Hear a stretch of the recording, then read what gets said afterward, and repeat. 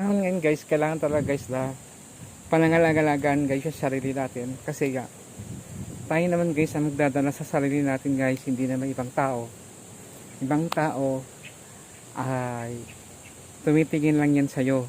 Nagmamasid lang guys kung anong meron ka, anong talento mo, kung anong kakayahan mo.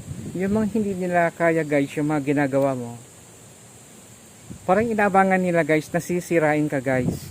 Sisirain ka kung anong gagawin sa party sa katawan mo, kasi nga inggit nga sila na hindi nila kaya guys tapatan yung mga ginagawa mo. Kaya hindi nila kayang tapatan, hindi nila kayang abutin. Kaya hanggang doon lang sila na kung anong gagawin nila masama sa katawan mo, kaya lang gawin dahil sa inggit. Kung nainggit ka man at kaya mong abutin, abutin mo. Kung hindi mo kayang abutin, nga naabot nila, mabuti ba manahimik ka na lang para wala nang magiging ano pang gagawin mong masama sa kapwa mo. Thank you so much guys for watching.